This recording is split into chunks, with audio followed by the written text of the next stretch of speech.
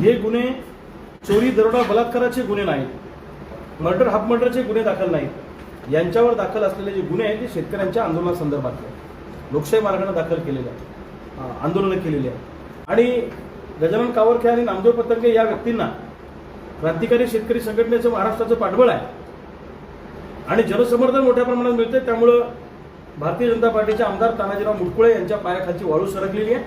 Police विभागाला pressure केलं, महसूल विभागाला प्रेशर केलं आणि त्यांनाही तडीपारीची नोटीस दिलेली आहे. या देशामध्ये आंदोलन करणं म्हणजे गुन्हा आहे का? चळवळ करणं म्हणजे गुन्हा आहे का? अरे आंदोलन करणं आमचा अधिकार आहे. तडीपारी कुणाची काढत असतात की ज्या व्यक्तीची दहशत आहे, ज्याला सामान्य जनता घाबरते, तो माणूस घराच्या बाहेर निघला की लोक घराच्या आत पळतात. एवढी दहशत असणारा, गुंडागर्दी करणाऱ्या माणसाची तडीपारी काढत असतात.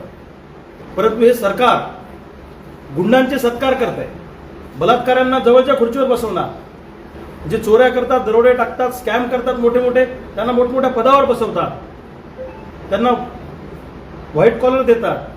पांढऱ्या कपड्यातले दरोडेखोर जरी असले तरी पांढरे कपडे घातले, आपल्या बाजूला बसवले की ते स्वच्छ चारित्र्याचे होऊन जातात. आणि शेतकऱ्यांसाठी आंदोलन करणाऱ्या गजानन कावरखे यांच्यावर जर तडीपारीची नोटीस अशा पद्धतीने निघत असेल तर क्रांतिकारी शेतकरी संघटना आणि उभ्या महाराष्ट्रातला शेतकरी खपून घेणारा लक्षात ठेवा. त्यांना वाटतं की चळवळीतल्या माणसाला तडीपार केलं, गजानन कावरखे, नामदेव पतंगेला तडीपार केलं म्हणजे इथले आंदोलनं थांबतील, इथल्या चळवळी थांबतील. पण असं होणार नाही, लक्षात ठेवा. या तडीपाऱ्या बिडीपाऱ्याला आम्ही घाबरत नाही. आम्ही लढणारी माणसं आहोत. आमच्या समोर शहीद भगतसिंगाचा आदर्श आहे, आमच्या समोर क्रांतिसिंह नाना पाटलांचा आदर्श आहे, आमच्या समोर महात्मा गांधींचा, बाबासाहेबांचा आदर्श आहे, छत्रपतींचा आदर्श आहे. किती संकट आले, किती दबाव टाकला तरी आम्ही थांबणार नाही. आम्ही लढणारी माणसं आहोत. बघितलं का तुम्ही? ही तडीपारीची नोटीस आमच्या गजानन कावरखेंनी लॅमिनेट करून ठेवली घरामध्ये लावायला, कारण हा आमच्यासाठी पद्मश्री पुरस्कार आहे. अरे पुढच्या पिढीमध्ये आमची लेकरं, आमचे नातू पंतू सांगतील ना अभिमानाने की आमचे बाबा, आमचे आजोबा, त्या भारतीय जनता पार्टीच्या सरकारनं त्यांना त्या काळामध्ये तडीपार केलं होतं, ते शेतकऱ्यांच्या लढ्यातले क्रांतिकारक होते. आम्ही काही तुमच्या तडीपारीला घाबरणार नाही. मला तडीपार केलं 2013 साली काँग्रेस राष्ट्रवादीच्या सरकारने. मी पण 2.5 महिने जिल्ह्याच्या बाहेर राहिलो, पण मी डगमगलो नाही, भांडत राहिलो, संघर्ष करत राहिलो. त्यामुळं गजानन कावरखे घाबरणारं व्यक्तिमत्व नाही. आम्ही त्यांच्या पाठीशी खंबीर आहोत. आणि तानाजीरावला मी सांगतो, मुटकुळे, तुमचा खुळखुळे कधी होईल समजणार पण नाही तुम्हाला. शेतकऱ्यांच्या नादाला लागू नका. आम्ही जर ठरवलं आणि गावगाड्यातल्या सामान्य शेतकऱ्याला एकत्र केलं तर तुमची खुर्ची कधी काढून घेऊ हे तो तुम्हाला पत्ता सुद्धा लागणार नाही. मुख्यमंत्र्यांना माझी विनंती आहे की तुमचे आमदार भारतीय जनता पार्टीचे तानाजीराव मुटकुळे पोलीस प्रशासनाला आणि महसूल प्रशासनाला दबावामध्ये घेऊन अशा पद्धतीनं चळवळीतल्या कार्यकर्त्यांना संपवण्याचा प्रयत्न करतायत. गृह खातं तुमच्याकडे आहे, याची सोयी तुमच्यावर पण येणार आहे. याचा निकाल तातडीनं लावा. कायदेशीर लढाई आम्ही करत राहू, त्याला आम्ही घाबरणार नाही. पण ज्या पोलीस अधिकाऱ्यांनी ही तडीपारी काढली, जे महसूल विभागाचे अधिकारी खासगीत आम्हाला सांगतात की आमच्यावर प्रेशर आहे नेत्यांचं, त्यांनाही माझं सांगणं आहे की तुमचं पद टिकवण्यासाठी, तुमची पोस्टिंग टिकवण्यासाठी नेत्यांच्या दरबारातल्या हुजरेगिरी बंद करा. दरबारातले हुजरे होऊ नका. नोकरी करायची असेल अधिकारी म्हणून पोलीस खात्यात, महसूल खात्यात, तर जरा निधड्या छातीनं करा, मर्दासारखी करा. चांगली पोस्टिंग मिळाली पाहिजे म्हणून नेत्यांच्या दारात सकाळी जाऊन पाय चाटायचे, नेत्यांना झेलायचं, हा धंदा बंद केला पाहिजे अधिकाऱ्यांनी. नाही तर असल्या अधिकाऱ्यांचा सुद्धा बुरखा फाडल्याशिवाय आम्ही राहणार नाही. कुत्र्याला दगड मारला तर कुत्रा दगडाला डसतंय, पण वाघाला दगड मारला तर वाघ दगडाला डसत नाही. ज्या दिशेनं दगड आला, ज्यांनी दगड मारायला लावला त्याचं नरडं फोडल्याशिवाय राहत नाही. आम्ही वाघाचे बच्चे आहोत. ज्यांनी पोलीस आमच्या अंगावर पाठवले, ज्यांनी महसूलचे अधिकारी आमच्या अंगावर पाठवले, त्यांच्या खुर्च्या येणाऱ्या काळामध्ये काढून घेतल्याशिवाय आम्ही राहणार नाही, लक्षात ठेवा. आम्ही गावगाड्यातले सामान्य शेतकऱ्यांची पोरं आहोत. अरे इंग्रज पण एवढ्या वाईट पद्धतीने वागले नव्हते. तुम्ही एवढ्या वाईट पद्धतीनं चळवळीतल्या लोकांशी वागताय. आम्ही आवाज उठवायचा नाही का? आम्ही भांडायचं नाही का? आम्ही बोलायचं नाही का? इकडे तुमच्या तानाजीरावच्या पायाखालची वाळू सरकली. तिकडे बुलढाण्याला मी लोकसभेची निवडणूक लढलो अपक्ष प्रतापराव जाधवांच्या विरोधामध्ये.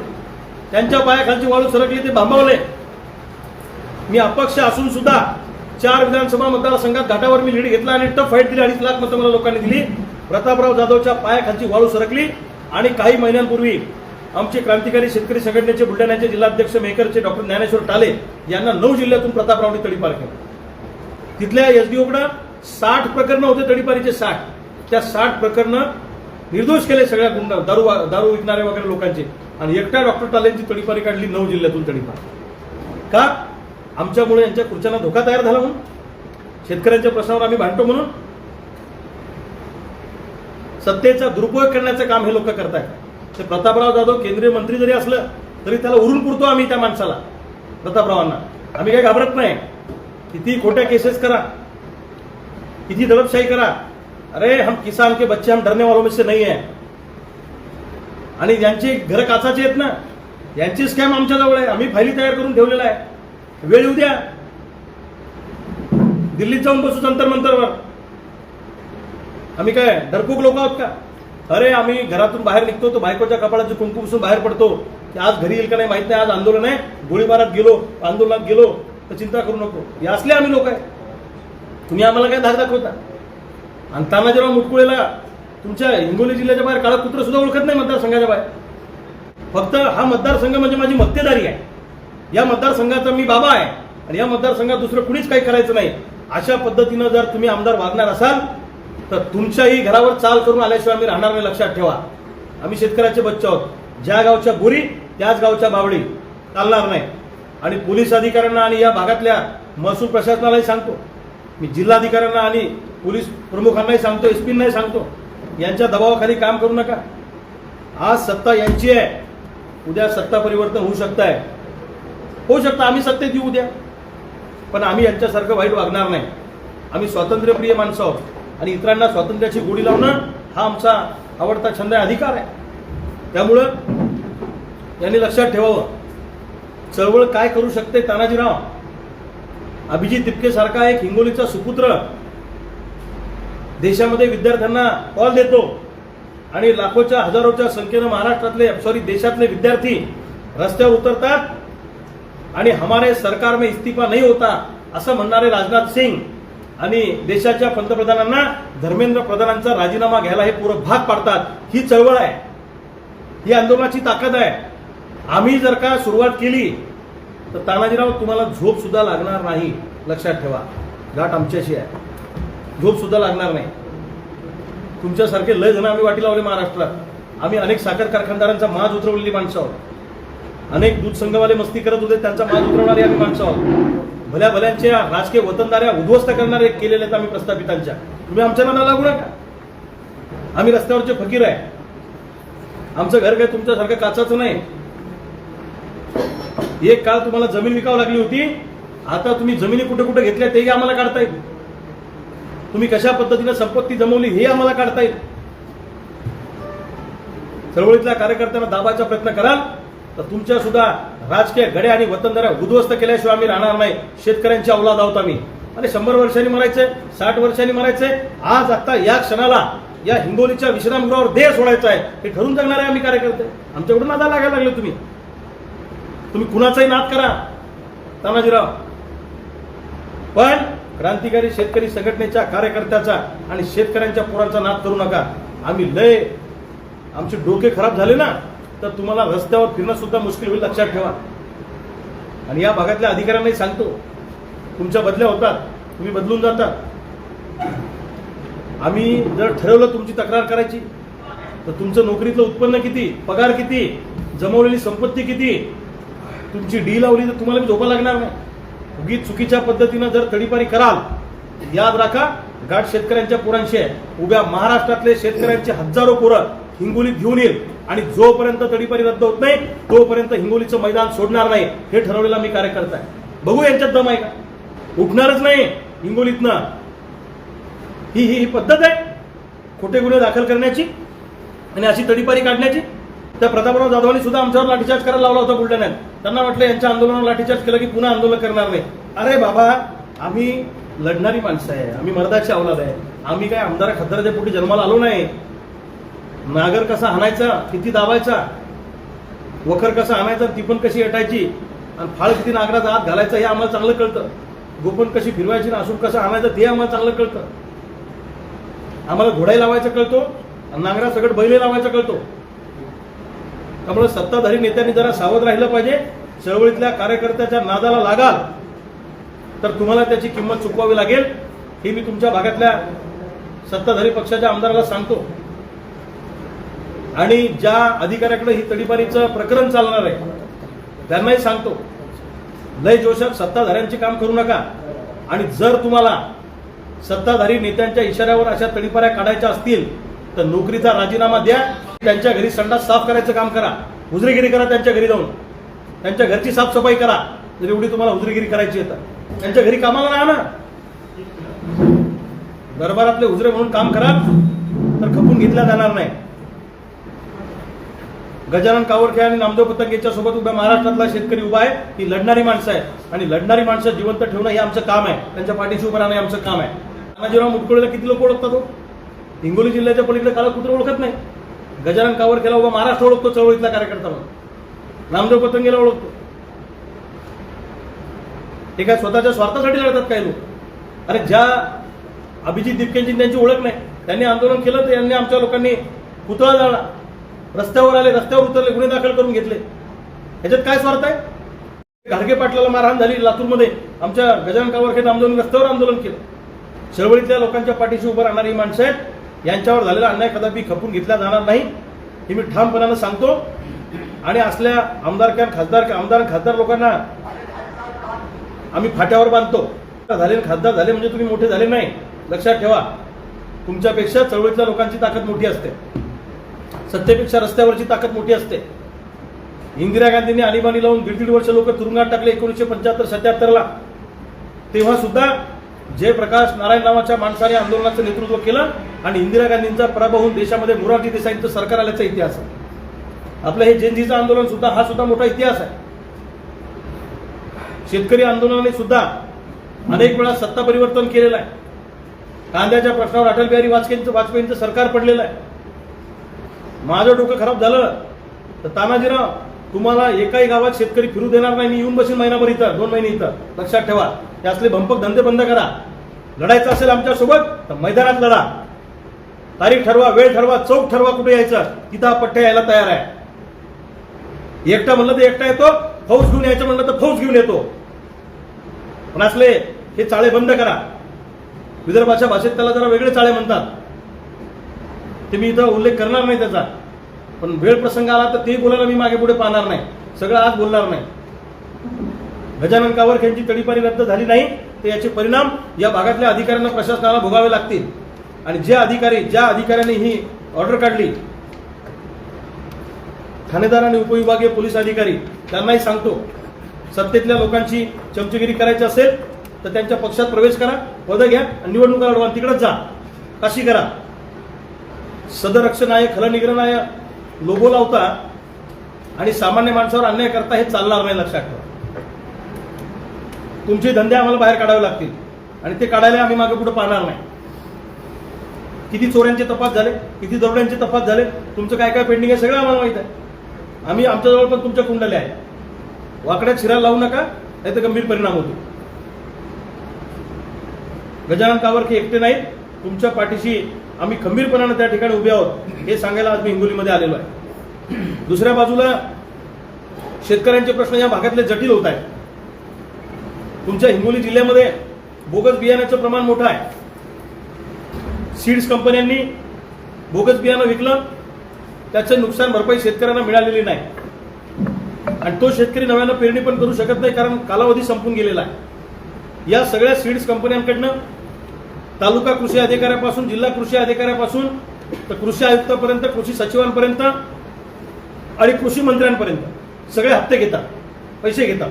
हे मी पुराव्यासहित पुढच्या आठवड्यामध्ये पुण्यामध्ये सांगणार. कोणता अधिकारी किती पैसे घेतो, किती रक्कम घेतो. प्रति बॅग प्रमाणे हे लोक पैसे घेतात. प्रति बॅग प्रमाणे. शेतकरी मेला तरी चालेल पण अनेक अधिकाऱ्यांची मक्तेदारी आहे कृषी विभागातल्या. आणि हे या बियाणे कंपन्यांकडून शेकडो कोटींचा मलिदा दरवर्षी जमा करतात. उलट ती बोगस बियाणं निघलं, शेतकऱ्याचं नुकसान झालं तर ती संधी आहे कृषी विभागातल्या अधिकाऱ्यांसाठी पैसे वसूल करण्याची. आमच्याकडे पण सगळी माहिती आहे. कृषी मंत्री महोदयांना आणि मुख्यमंत्र्यांना सांगतो, 1966चा सीड ऍक्ट बदला, कॅबिनेटमध्ये निर्णय घ्या, कायदा करा आणि जन्मठेपेची शिक्षेची तरतूद करा. ज्या बियाणे कंपन्या बोगस बियाणं विकतील त्यांची धिंड काढा, भर चौकातून नागडी त्या मालकाची. या सीड्स कंपन्यांना राजकीय वरदहस्त आहे म्हणून शेतकऱ्यांचं वाटोळं झालं, लक्षात ठेवा. या बोगस बियाणे कंपन्यांच्या विरोधात सुद्धा आम्ही एल्गार पुकारणार आहोत, याचंही आंदोलन घेणार आहोत. जुनी पीक विमा योजना लागू करा, ही पण आमची मागणी आहे, 1 रुपयावाली. कारण या पीक विमा योजनेमध्ये मागच्या वर्षीच्या तुलनेत 50% लोकांनी सुद्धा पैसे भरले नाहीत. पुढच्या वर्षी तर लोक भरणारच नाहीत, कारण ही विमा योजना तकलादू आहे, शेतकऱ्यांना नुकसान भरपाई मिळणार नाही. सरकारनं केलेली कर्जमाफी ही कर्जमाफी नाही, ही कर्जमुक्ती नाही, ही ओटीएसची स्कीम आहे. याला तडजोड योजना म्हणतात. सरकारनं आणलेली ही तडजोड योजना आहे की मुद्दल आम्ही देणार, व्याज बँका माफ करणार आणि शेतकऱ्याचं सिबिल खराब होणार. शेतकऱ्याला एज्युकेशन लोन घेता येणार नाही, शेतकऱ्याला होम लोन घेता येणार नाही, शेतकऱ्याला व्यापारी लोन घेता येणार नाही. कोणत्याही प्रकारचं पीक कर्जाशिवाय नवीन कर्ज त्या शेतकऱ्याला मिळणार नाही. याला जबाबदार कोण आहे? कोण जबाबदार आहे? आमचं म्हणणं आहे, तुम्ही 2 लाख रुपयापर्यंत सरसकट कर्जमाफी करणार होते तर ती पूर्ण कर्जमाफी करा आणि आमचं सिबिल ओके करून द्या. आमचं सिबिल खराब करण्याचा अधिकार तुम्हाला दिला तुम्ही. आणि कशाला आश्वासन दिलं होतं विधानसभेच्या निवडणुकीत? दिलं तर ते पूर्ण करा. द्यायचं तर उदाहरण तर करणार नाही. ते शक्तीपीठ महामार्गासाठी मोर्चा निघाला नाही, कुणी मागितला नाही, बळजबरी 1 लाख कोटी खर्च करताय त्याच्यावर. आणि आम्हाला पैसे द्यायचे, तुमच्या तिजोरीत पैसे नाही. सरकारच्या तिजोरीत पैसे नसतील तर पुढचे 5 वर्ष आमदारांनी पगार घेऊ नये, शासकीय कोणताही भत्ता आमदारांनी घेऊ नये. सरकारी अधिकाऱ्यांचे पगार 25% आणा. क्लास 1 अधिकाऱ्यांचे, प्रधान सचिव असतील, कलेक्टर असतील, सुपर क्लास 1 असतील, त्यांचे पगार 25% आणा. तिजोरी खणखणाट आहे तर सगळ्यांनी सोसूया ना. आम्हीच का सोसायचं? शेतकऱ्यांनीच का सोसायचं? सगळ्यांनी सहन करू, काय अडचण आहे? सरकारच्या तिजोरीवरचा ताण हा फक्त शेतकऱ्यांनी सोसायचा का? आम्हीच सगळं सहन करायचं का? हे चालणार नाही. सरकारनं 2 लाखापर्यंत पूर्ण कर्जमाफी करावी.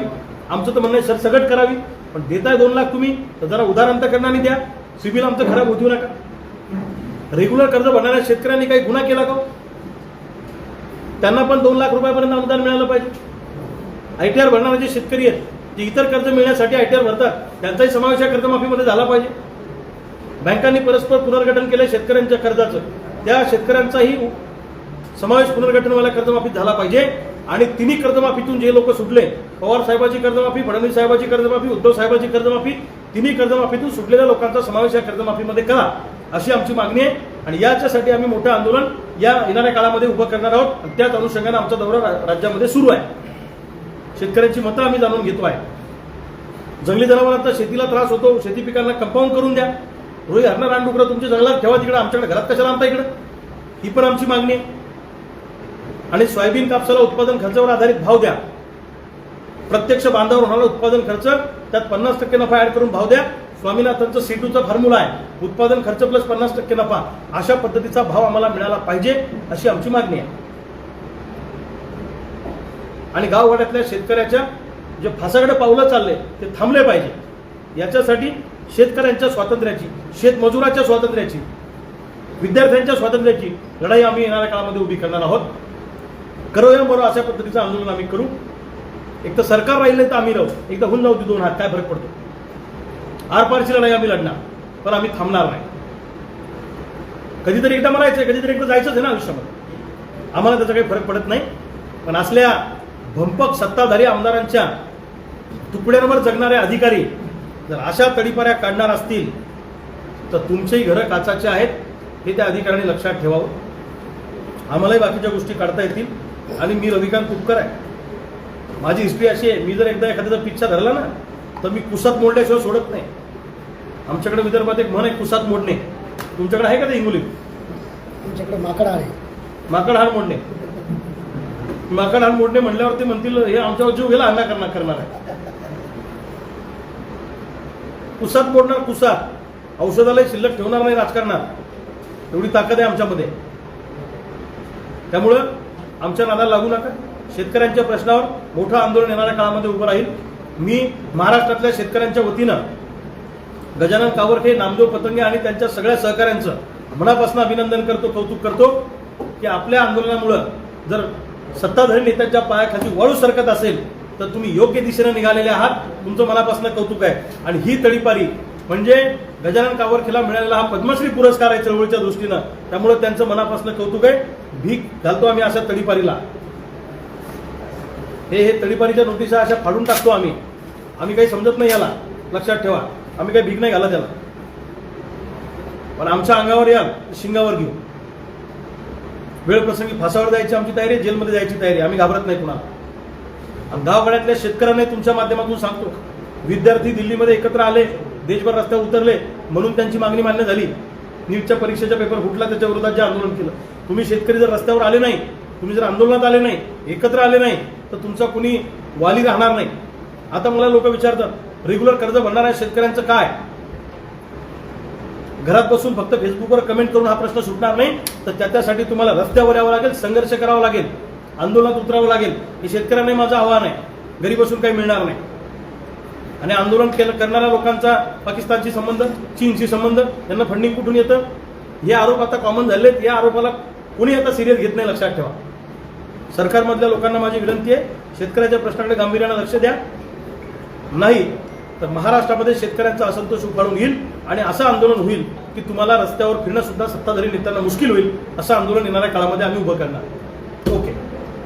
तुम्ही आता उल्लेख केला या निवेदनामध्ये की इथं तुमच्या कार्यकर्त्यांना नोटीस आलेली आहे तडीपारीची. बुलढाण्यात देखील उल्लेख केला, तिथे देखील नोटीस आली. पण प्रामुख्याने तुम्ही म्हणालात की लोकप्रतिनिधीच्या सांगण्यावर सगळं होते. तुमचं म्हणणं काय आहे? सरकारच्या प्रशासनाची मानतं लोकप्रतिनिधी जास्त ऐकत आहेत अशा कामांसाठी काय होतं? सगळे सरकारी अधिकारी नाही, पण अनेक सरकारी अधिकारी सत्ताधारी नेत्यांचे चमचे म्हणून काम करत आहेत. सत्ताधारी पक्षाच्या नेत्यांचे कार्यकर्ते म्हणून काही पोलीस अधिकारी, काही महसूल प्रशासनातले अधिकारी, विविध विभागातले अधिकारी काम करत आहेत. अहो, अनेक अधिकारी तर सकाळी यांच्या बंगल्यावर असतात दरबारात मुजरे घालायला.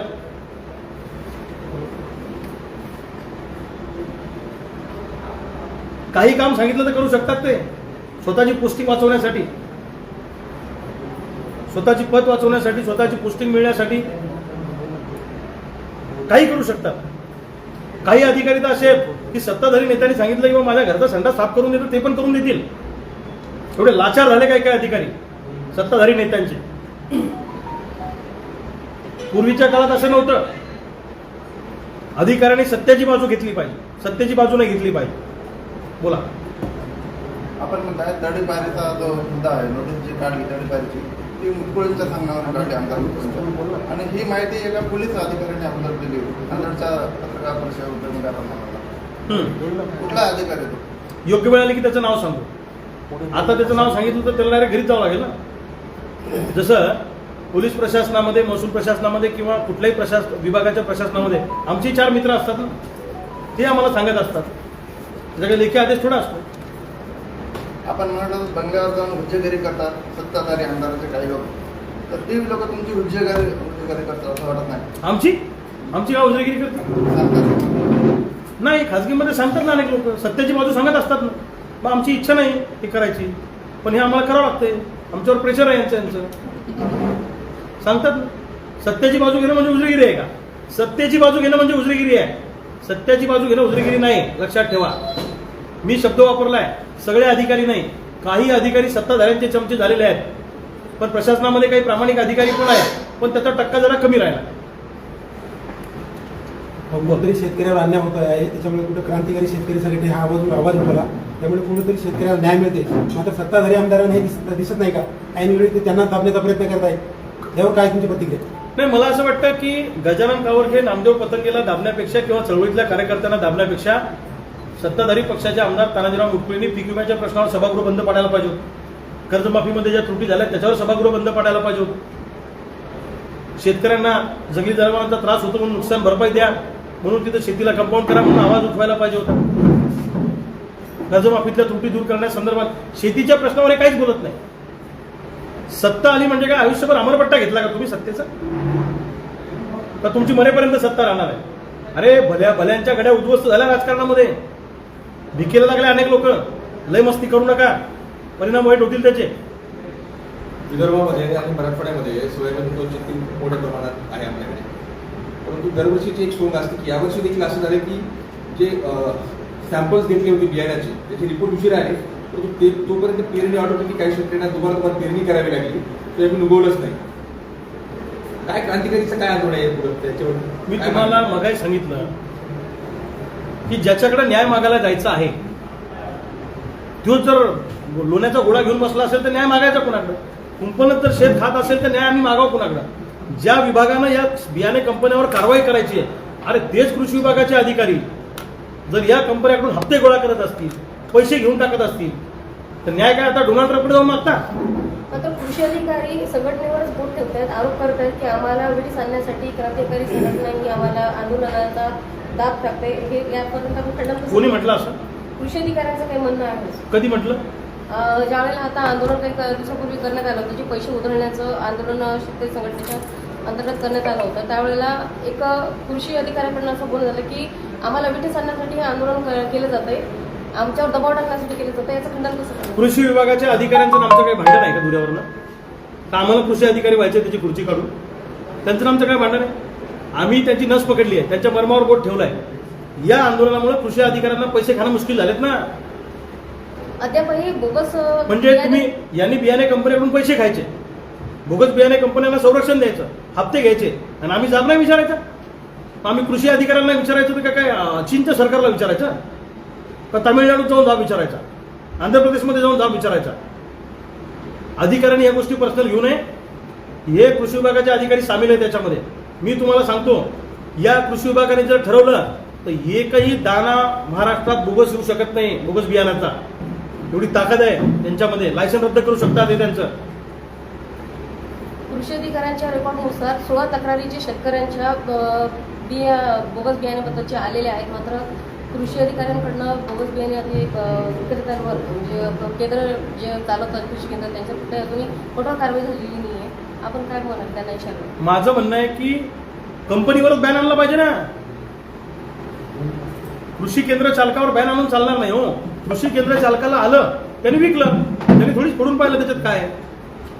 कलेक्टर साहेबांनी या संदर्भात निर्देश पण दिले, ब्लॅकलिस्ट मध्ये टाका कंपन्यांना. अहो, हे तोंडी- आणखीन काय अहो, झालं? हे तोंडी निर्देश देतात. आपण जसं म्हणलं की प्रतिज्ञात मागे त्यांची वाटे हे ठरलेले असतात, मग आपण या मुद्द्याला जिल्हाधिकाऱ्यांच्या कानापर्यंत नेणार का? नाही, हा महाराष्ट्राचा मुद्दा आहे. हा मी पुण्यामध्ये घेणार आहे पुढच्या आठवड्यामध्ये. याच्यावर वेगळं आंदोलन होणार आहे आमचं, स्वतंत्रपणानं आम्ही हे सगळं याची चिरफाड करणार आहे, लक्षात ठेवा.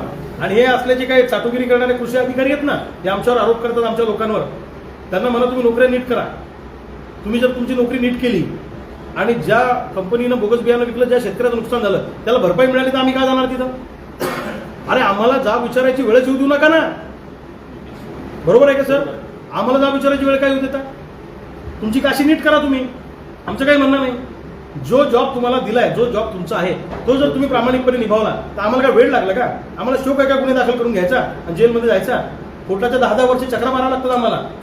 मग विचारायला कोणी येत नसतं, आम्हालाच करावं लागतं आमचं. त्याला 1.5 वर्षापूर्वी आपण आंदोलन केलं होतं. जंगली जनावरांमुळे म्हणजे जसं कळमनुरी, सेनगाव, हिंगोलीतला काही भाग हा जंगली जनावरांवर प्रभावित आहे. 1.5 वर्षापूर्वी आपलं मोठं आंदोलन सुद्धा याबद्दल झालं होतं.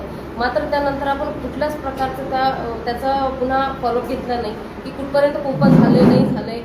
वन विभागाने याबद्दल काय पुढची प्रोसेस केलेली आहे, आपल्या आंदोलनाच्या मागणीचा पाठपुरावा कुठेच घेण्यात आला नाही. तुमची माहिती जरा अपुरी आहे किंवा कदाचित आमच्या ऍक्टिव्हिटीवर तुमचं लक्ष नाही.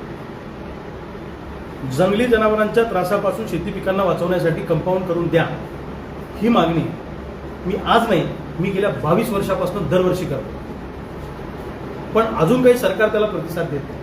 त्यांनी मध्ये कंपाऊंडची योजना आणली, सौर पंपांची, पण सौर पंपांची योजना बोगस आहे, त्याचं मेंटेनन्स होत नाही आणि त्याच्या बॅटऱ्या कोणी चोरून येतं. त्यामुळे ती योजना नको, आम्हाला मोठी नाली करून तारेचं कंपाऊंड करून द्या, ही आपली मागणी. मॅडम असं आहे की स्वातंत्र्यासाठी इंग्रजांना जायला 150 वर्ष लागले होते. मग त्या काळातही विचारलं असेल ना आपल्या क्रांतिकारकांना कोणीतरी, 5 वर्ष 10 वर्ष झाले तुम्ही चळवळी करताय, आंदोलन करताय, अजून कसे इंग्रज गेले नाही? ही दीर्घकालीन प्रक्रिया आहे. भांडत राहणं, लढत राहणं आमचं काम आहे. पण एक मोर्चा आपण काढला ताई तर तुमच्या जिल्ह्यातले 3,500 माकडं पकडले त्या मोर्चामुळे. समाधान गिरी नावाचा जो व्यक्ती आहे, तो माकडं पकडतो सिल्लोडचा, तो आमचा मित्र आहे. आम्ही मोर्चा काढल्या सुधीर मुनगंटीवारांशी आपण बोललो, या भागातले 3,500 माकडं पकडले. अनेक शेतकऱ्यांना आम्ही नुकसान भरपाई मिळवून दिली. हां, डीपीटीसीतून 20 कोटीचं कंपाऊंड उभारलं. दुसऱ्या बाजूला त्या समाधानगिरींना कोकणामध्ये असा आदेश काढला होता कोकणामध्ये की यांना जर बोलवलं ते खाजगीमध्ये 400 रुपये माकड घेतात पकडायचे. 100 माकडं पकडायचे तर 400 रुपये माकडाप्रमाणे लोकांनी पैसे गोळा करून त्यांना द्यायचे. तर आम्ही वनमंत्री गणेश नाईकांकडे, ताई ऐका, मी पत्र दिलं, मिटिंग लावली, मी होतो, राजेश भैया टोपे होते, अर्जुनराव खोतकर होते. आम्ही सगळ्यांनी समाधानगिरीला तिथं घेऊन गेलो. प्रशासकीय मिटिंग झाली, त्या मिटिंगचे मिनिट्स आले आणि समाधानगिरींना फक्त कोकणात नाही तर महाराष्ट्रात माकडं पकडण्यासाठी फ्री ऑफ कॉस्ट नियुक्त करा, तो आदेश काढायला लावला. आम्ही आमची ऍक्टिव्हिटी सुरूच आहे, आम्ही थांबलेलो नाही. बोगस बियाणांच्या प्रश्नावर राज्यभरात बस राज्यभरात आम्ही याचा भांडाफोड काढणार, यांचा करणार बोगस बियाणाच्या याच्यावर, कारण हा जीवन मरणाचा प्रश्न आहे. अहो सगळ्यात सोपं आहे, बोगस बियाणे कंपनी काढायची, लगेच पुढच्या वर्षी करोडपती आणि लगेच 5 वर्षात अब्जोपती, असं धंदा आहे ना. म्हणजे मार्केटमध्ये जायचं, बियाणं खरेदी करायचं, डब्यात भरायचं, गेलं ते ग्रेडिंग करून विकून टाकायचं. हो, एका मागच्या 2 वर्षामध्ये हा, एकच मिनिटं फक्त. दुसरा याला जोडून एक विषय आहे, तुमच्या जिल्ह्यामध्ये पीजीआरच्या 750 कंपन्या आहेत. पीजीआर, प्लांट ग्रोथ रेग्युलेटर, म्हणजे पिकाच्या वाढीसाठी जैविक जे हे आहे काय टॉनिक, ह्या सगळ्या कंपन्या आंध्र प्रदेश, तामिळनाडू, हैदराबाद इकडून तिकडून आलेल्या कंपन्या आहेत. मग ताई, जे कृषी विभागाचे अधिकारी आमच्यावर आरोप करतात ते या पीजीआर कंपन्यांवर कारवाई का करत नाही? त्यांना अधिकार आहे. पीजीआर कंपन्यांमध्ये हजारो कोटीचा भ्रष्टाचार आहे. हिंगोली, नांदेडमध्ये तर मोठ्या प्रमाणात या कंपन्या घुसलेल्या आहेत. आता ते जे टॉनिक आहे ताई साहेब, ते जे टॉनिक आहे त्यात पाणी भरलं का त्यात काय भरलं कोणाला कळतंय? ते त्याचं कसं तपासायचं, कसं रिझल्ट आहे त्याचा? यांनी तपासलं पाहिजे त्या अगोदरच की ह्याच्यात काय पैसे घेतात हे लोक. कसं आम्ही कृषी अधिकाऱ्यांना आपण विचारायचं, कसं आम्ही मंत्र्यांना आपण विचारायचं, कसं सरकारला आम्ही आपण विचारायचं? आम्ही विचारणार.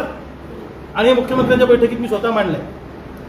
नेमका बोगस बियाणांवर पर्याय म्हणजे एकदम ठोस असा उपाय काय करता येईल? ठोस असा उपाय आहे की जो सीड ऍक्ट आहे 1966चा, ज्याच्यामध्ये फक्त 500 रुपये 1000 रुपये दंडाची शिक्षेची तरतूद आहे, तो ऍक्ट बदलला पाहिजे आणि या लोकांना जन्मठेपेची शिक्षेची तरतूद केली पाहिजे. यांच्या धिंड काढल्या पाहिजे गावागावात. याची जमानत नाही झाली पाहिजे 1-1 वर्ष. ती कंपनी, त्या कंपनीचे सगळे डायरेक्टर, हा त्याच्यावरचा उपाय आहे. हा तुम्ही काय म्हणतो? भाऊ, आपल्याकडं 2 वर्षापूर्वी जे गाय गोटे आणि विहिरी तयार केलेले आहेत, तर तुम्हाला धक्का बसेल हे सगळं ऐकून. काल पंचायत समितीमधलं जी माहिती मिळालेली आहे, एकूण 300 कामाचे 10 करोड रुपये फक्त हिंगोली जिल्ह्यातले बाकी आहेत. क्षेत्रफळानं महाराष्ट्रातला सगळ्यात छोटा जिल्हा. अनुदान का? हां, कुशल आणि अकुशल चालू. सांगितलं मला आता कधी. आमच्याकडे काय आहे, गत वर्षीच्या तुलनेत मागच्या वर्षी जमीन खरेदी विक्रीचे व्यवहार खूप प्रमाणात वाढले आणि त्याला किनारा आहे. लोकांनी एक गोठा दाखवायचा. नाही, एक विहीर बांधली. विहिरीमध्ये 5 लाख रुपये शेतकऱ्यांना खर्च केले, कारण जे त्याला जॉब कार्डवरती लोकांना पैसे मिळाले ते त्यांनी मोदीचे म्हणून खर्चून टाकले. कोणी लेबर शेतकऱ्याला पैसे देत नाही. जवळपास 75% या शेतकऱ्यांवर हे कुशलचे अकुशलचे पैसे न मिळाल्यामुळे शेती विकायची वेळ आली. इसापूर आंबेरी नावाचं गाव आहे, हो. 14 एकर जमीन विक्री झाली मागच्या 2 वर्षामध्ये. 4 एकर जमीन शेतकऱ्यांची फक्त विहिरीचं बिल मिळालं नाही, गोठ्याचं बिल मिळालं नाही म्हणून त्यांना विकावी लागली. तर मग सरकार म्हणतं आहे की आम्ही, बँका म्हणतात की आमचं तुम्ही व्याज दिलं पाहिजेत, कर्जाचं हे दिलं पाहिजे. तर शेतकऱ्याचे 3-3, 4-4 लाख रुपये विहिरीचे, हे जर सरकारकडे 2 वर्ष बाकी राहिले असतील तर या संदर्भामध्ये काही एक मोठं आंदोलन होणार आहे का? कारण अजूनही पैसे मिळत नाहीत. बऱ्याचशे गोगावले म्हणले की साधक बाधक चर्चा झाली. गोठ्याचा जो प्रश्न तुम्ही उपस्थित केला हा खरोखर गंभीर प्रश्न आहे, महत्त्वाचा प्रश्न आहे. मला गजीभाऊ कावरखे आणि नामदेवरावने हा विषय सकाळी सांगितला, याच्यावर आमची चर्चा झाली. सरकारने गोठ्यांचं जे अनुदान थकवलेलं आहे त्यामुळे शेतकऱ्यांवर आत्महत्येची वेळ आली किंवा जमीन विकायची वेळ आली, त्याच्या संदर्भामध्ये स्पेशल आंदोलन, स्वतंत्र आंदोलन लवकरच हिंगोली जिल्ह्यामध्ये होईल, हे आश्वस्त मी तुम्हाला करतो. आणि ते अनुदान मिळवण्यासाठी आम्ही पूर्ण ताकदीने क्रांतिकारी शेतकरी संघटना प्रयत्न करू.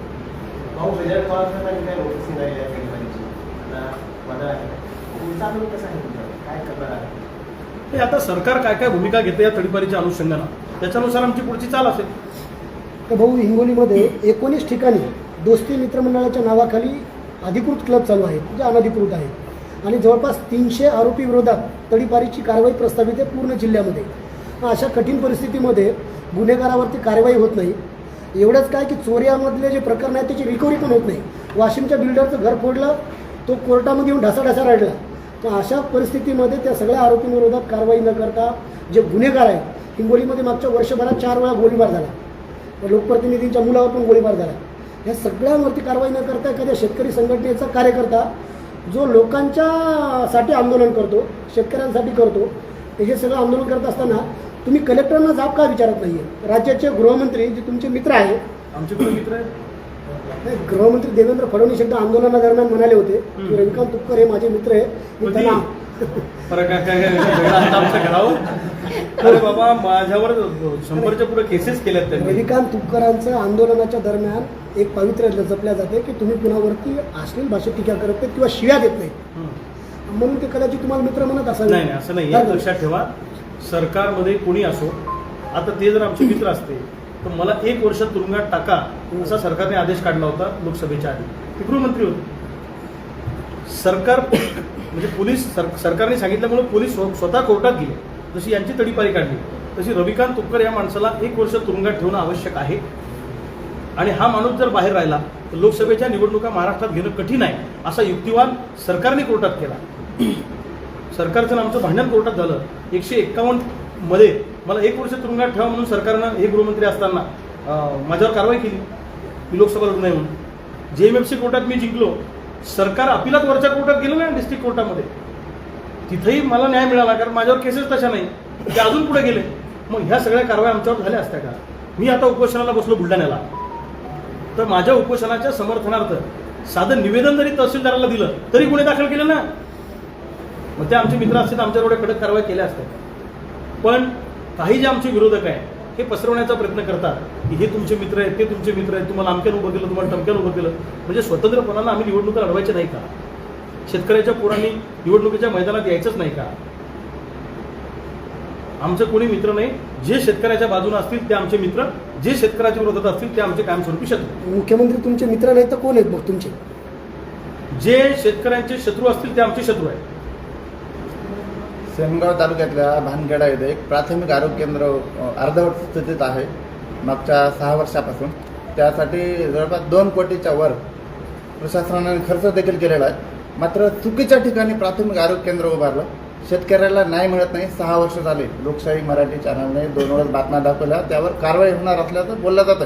मात्र अजून कारवाई झाली नाही. शेतकऱ्यासाठी शेतकऱ्याला न्याय मिळत नाही. तसं संबंधित प्रकरणाची मी माझ्या सहकाऱ्यांकडनं माहिती घेतो, तुमच्याकडनंही घेतो, आणि त्या प्रकरणावर निश्चितपणे क्रांतिकारी शेतकरी संघटना आवाज उठवेल हा शब्द तुम्हाला देतो. चला, झालं? पत्रकार परिषदेदरम्यान आपण मुटकुळे साहेबांना एक इशारा दिलेला कोणाला? आहे की आमदार मुटकुळे यांना आपण इशारा दिलेला आहे की प्रशासकीय अधिकाऱ्यांवर कुठल्याही प्रकारचा दबाव टाकू नका. आपल्याला खात्रीशीरता आपण म्हणले की आधी आम्ही दिशा जी आहे आता आपल्या सरकारच्या आणि लोकप्रतिनिधीच्या सरकारच्या शासनाच्या इथल्या आगामी भूमिकेवर आहे. तर आपण काय इशारा द्यायला यावेळेला आंदोलनाच्या पार्श्वभूमीवर? नाही, अशा पद्धतीनं जर तानाजीराव मुटकुळे करणार असतील आणि जोर जबरदस्तीने अधिकाऱ्यांवर दबाव टाकून जर ही तडीपारी घडून आणणार असतील तर तानाजीराव मुटकुळेच्या घरासमोरच उपोषणाला बसून सगळे आम्ही शेतकरी, हजारो शेतकरी होऊन जाऊ द्या. 2 आज जेव्हा ते पाहून घेऊ. मित्रांनो, शेतकऱ्यावर गुन्हे दाखल होत आहेत आणि जे खरे आरोपी आहेत ते आमदारासोबत, मंत्र्यासोबत, सरकारसोबत उघडपणे फिरताना दिसत आहेत. त्यांना बक्षीस दिलं जात आहे, त्यांना काम दिलं जात आहे, त्यांचा सत्कार केला जात आहे, त्यांचं सरकारद्वारे संरक्षण केलं जात आहे, त्यांना जामीन दिला जात आहे, अनेक गुन्हेगारांना अटक होत नाही. आणि एक शेतकऱ्यांना कुठंतरी न्याय भेटावा, शेतकऱ्यांना पीक विमा भेटावा, शेतकऱ्यांची कर्जमाफी करावी, यासाठी एक साधं आंदोलन केलं तर त्यांच्यावर गुन्हे, त्यांना तडीपारच्या नोटिसा. म्हणजे तुम्हीच बघा, विचार करा, कायदा सगळ्यांना समान आहे का? तर अजिबात नाही. सरकार म्हणेल तो कायदा, गृहमंत्री म्हणेल तो कायदा, अशी परिस्थिती आहे. त्यामुळे शेतकऱ्यांना विचार करा आणि रविकांत तुपकर यांच्या पाठीशी खंबीरपणे राहा. आपलं मत नक्की कळवा. रामकृष्ण हरी. जय जगद्गुरू. जय शिवराय. जय भीम.